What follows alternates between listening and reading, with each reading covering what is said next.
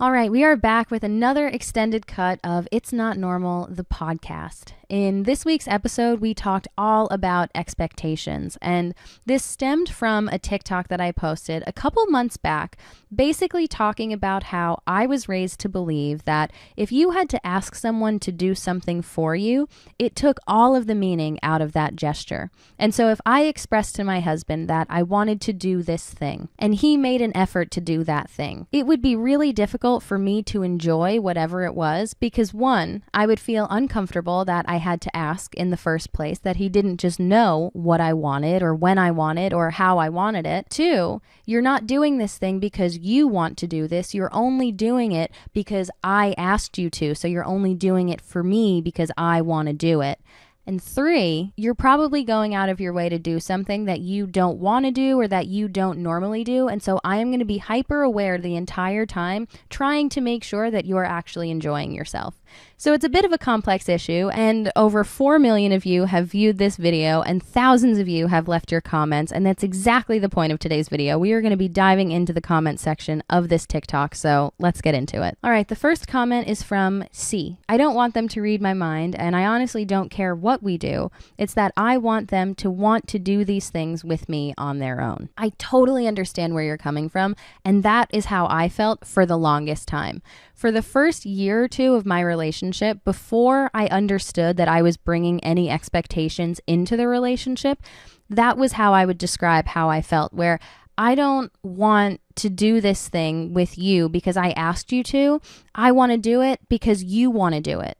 And I talked about this in the episode where, if I asked my husband to go to the beach with me, right, and I was met with any kind of contention where, maybe I'm not feeling it or I don't really want to go to the beach, I don't enjoy it as much as you do, but then you agree to go anyway, it's like, I don't even want to do this thing now, right, because it's like, I know you're only doing this for me, and in my mind, nothing can rectify this situation other than us traveling back in time and me bringing this up and you saying, yes, absolutely, because I want to be under the impression that you're doing this thing with me that I want to do because you also want to do it. And that's just unrealistic. Sure, this can happen sometimes, but to expect this to happen consistently throughout a relationship is unrealistic. This isn't something that you can or should expect from your partner, and I didn't realize this for a really long time. It's really hard to let that way of thinking go, though. To let go of that hypervigilance that comes along with asking someone to do something for you and then actually following through with that plan. You have to understand that it's perfectly fine for your partner to voice their true opinion, and there are going to be a lot of opinions and interests that your partner has, that your friends have, that family members have, that don't align with your own, and that's perfectly okay, and that's perfectly normal. All right, the next comment is from sunshine emoji. Nah, if I tell someone I love flowers often and he doesn't get me flowers, it's because he doesn't want to. If you outright ask for something, it's not their thought, so the gift is thoughtless, therefore meaningless. I completely understand, but I'm going to have to respectfully disagree with you on half of this. If you tell someone that you love flowers often, and they never buy you flowers, right? Depending on a lot of other factors within the relationship, this could mean maybe they don't care, right? Or maybe they're not too good at picking up hints. Which leads me to the part that I'm going to disagree with. If you outright ask for something, it's your thought, and that takes the meaning out of the gesture. That is the part that I disagree with. Once I would have agreed with you, but now I no longer think that this is true, because direct communication is one of the most valuable things that you can bring into and practice in a relationship. And so if you clearly state your needs, your wants to your partner, and they make an effort to do those things to ensure that your needs are being met, there is nothing thoughtless about that. That is showing you actively that they love and care about you. Not everyone has the same love language. Not everyone grew up believing that relationships mean the same thing. People have different expectations. It's all of what we're talking about today. People grow up with different expectations for what their life is going to look like, for what their partner is going to look like, what their relationship is going to look like. And depending on the kind of environment that you grew up in, those expectations might be healthy or unhealthy. I know in my case, I expected hypervigilance from my partner as a result of being raised by a narcissistic parent. Had I received that hypervigilance from my partner, I would have been thrilled in the moment, because that is what I interpreted as love and care. But looking back, my partner not displaying that hypervigilance was actually him displaying really healthy behaviors. And so it's really important in relationships to understand what each other's expectations are coming into it, and to directly state what you hope to get out of this kind of relationship. How do you give love and how do you receive love? And once you've got that laid out and you guys kind of understand what that looks like for one another, then you can move forward with this kind of thing. If after that you're directly communicating your needs, and not only are you saying every now and again, oh, I love flowers, but you're saying to your partner, I really love flowers, and it would mean a lot to me if you surprised me with them every now and then. And I know that telling someone to surprise you with something seems a little contradictory, like it takes the surprise out of it, but sometimes your partner needs to be told the things that you want. And there's nothing wrong with that, because maybe your partner naturally expresses love in a different way. And so it's all about communication and working together towards a common goal to make the other person feel seen and understood, and to put the effort in to actually meeting their needs. All right, the next comment is from Your Mom's Sneaky Link, who said, my mom always complains about how I don't do things she wants me to do without her having to ask me for it. That's so messed up. Yes, it is messed up. And I think that's the root of a lot of these unhealthy expectations that we maybe carry into otherwise healthy relationships in our lives. Growing up, so much was expected of me, academically, athletically, and mainly in my role within my family. I was expected to oversee everything that was going on, to mediate arguments, to be hyper aware of how my narcissistic parent was feeling, and diffuse situations before they even got off the ground. None of these things were ever directly communicated to me. I was just conditioned to believe that this was my responsibility over time. And the more I believed this and the better I got at these things, the better my life seemed to be. And so subconsciously, I think I carried that same mentality into my romantic relationship with my husband, where I was doing things that I assumed he wanted me to do without him ever directly communicating those things to me. And I was also expecting him to be hypervigilant and to do things that I wanted him to do without ever directly communicating. It sounds kind of silly when I say it out loud now, because I've come such a long way from that way of thinking. But there was a time when I was genuinely convinced that this was the right way to do things. This meant that we loved and cared about one another. But it's actually counterproductive to not directly communicate with your partner. The next comment is from Rainy Bear, who said, it's the sort of lie behind the if he wanted to, he would idea. He can't read minds. We need to communicate expectations as early as it comes up. If he wanted to, he would.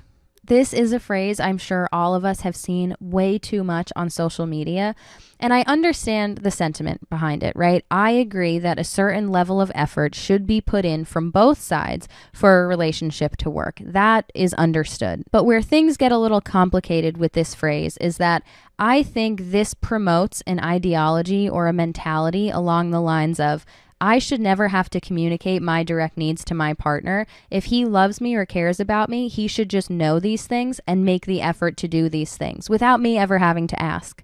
And that's exactly what we've been talking about this entire episode, how unhealthy that way of thinking is, how counterproductive that way of thinking is within the context of a relationship. And again, not everyone has the same love language. Not everyone gives or receives love in the same way. Not only that, not everyone was raised in a healthy environment. And so maybe someone's expectations of what a partner should be, what a relationship should be, are not healthy. And that doesn't necessarily mean that you have to write this person off because, oh, they're not reading my mind, they're not putting in the kind of effort that I expect right off the bat. Well, let's figure out why. Let's trace this back a little bit, right? Did anyone ever teach you how to exist within a relationship, what your role is or what your role should be? Maybe the person on the receiving end of that phrase, if he wanted to, he would. Maybe he never received the love and attention that you are expecting from him, right? So how can he know that that is what is expected of him as a partner in a romantic, loving, caring relationship? That's where the teamwork comes in. That's where the direct communication comes in. Just because maybe someone didn't experienced that growing up, and so they don't know to provide that to people that they are interested in, that they love, that they care about, doesn't necessarily mean that the relationship has to stop there. It doesn't mean that they're a bad person. Maybe it just means that they don't know what their role is within a relationship. Maybe they've never experienced that, and so that's still something that they have to uncover. And that's the really wonderful thing about being patient with your partner and communicating directly how you're feeling, what your needs are, what you need from the other person to feel seen, and understanding that person and where they come from and their way of thinking. What informs their decisions, right? What informs their thought process? Understanding that will open so many doors, not only for you and kind of a peek into your partner's world and their way of thinking, but also for your relationship. All right, the next comment is from Don't Call Me, who said, I've been slowly realizing this. I think it comes from the romanticized idea of what a relationship should be that I take from books sometimes. Books, movies, TV shows. So often I think they portray relationships in a really romanticized way, just like Don't Call Me said. But that can be really damaging if it's not balanced out with a bit of reality. The truth of the matter is, relationships are incredibly romantic and incredibly wonderful, and I have never felt so supported and seen and understood as I have by my partner. That being said, relationships are also incredibly difficult. It's the most wonderful thing that you could ever do, but it's also the biggest challenge because you're taking on another person and another person's life.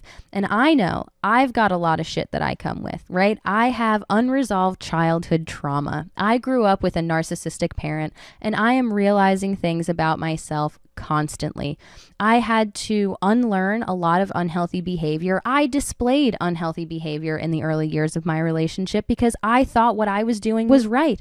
That's what I was conditioned to believe was right. And so when you take on another person and everything that comes with it, you are going to be faced with a lot of challenges. There's going to be a lot of adjusting to one another, to figuring out how to love the other person, how to receive love from that other person, not to mention how are you at handling stressful situations on your own. Throw another person into the mix who's got their own set of problems, their own set of experiences that dictates how they react to certain things, right? Their own set of beliefs that inform their decisions moving forward. How are we going to respond to this stressful situation? And now you have to mend these two things together to form one thing that can work for both of you. And that process, it's always evolving, right? It's always changing, and it can be really difficult. Relationships are like the greatest challenge, though, because every time you face a stressful situation and you and your partner are able to overcome it together, you learn something about yourself, you learn something about each other and your relationship. It's constantly being tested, and while that can be really stressful and hard to navigate, especially in the beginning, when you pass those tests, it just brings you closer together. The next comment is from XXX Choppa XXX, who said, the thing is, when you say it 1,000 times and they still don't do it. The reason I wanted to address this comment is because this is different than what I was talking about in the video, right? Having unrealistic expectations of a relationship or an experience is negative and can damage the relationship or experience.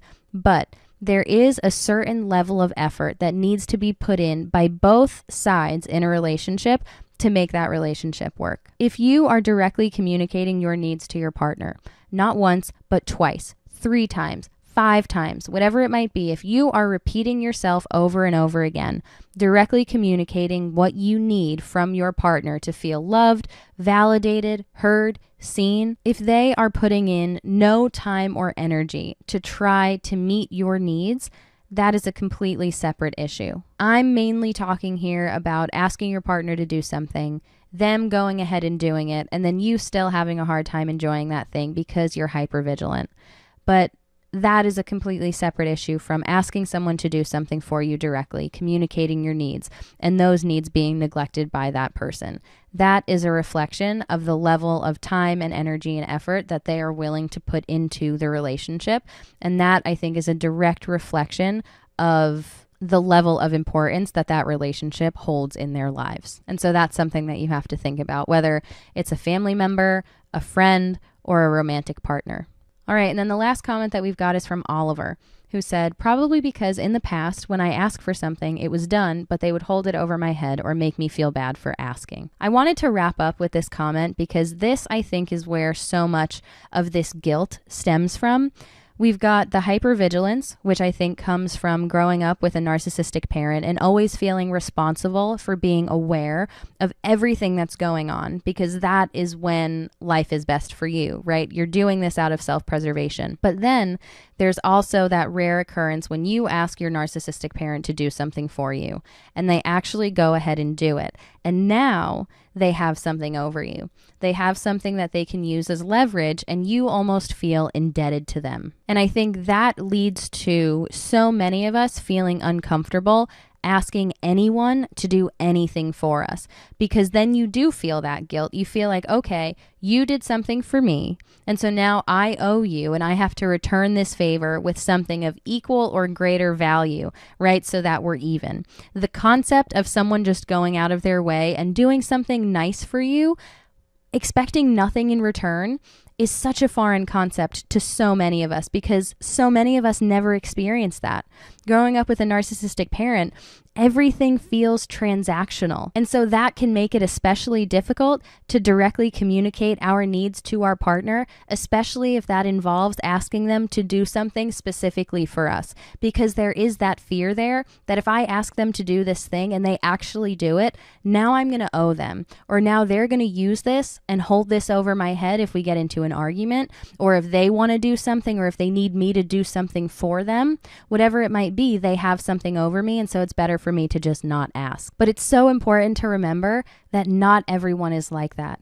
Maybe growing up with a narcissistic parent, that's something that you experienced a lot, but not everyone is as manipulative or controlling as a narcissistic parent. And as difficult as it can be to kind of let that wall down and trust people and actually ask people and receive that effort and energy, and to actually not feel guilty or feel like you don't owe anyone anything. All right, that's about all the time that I've got for comments today, but I will be back very soon with another extended cut of It's Not Normal.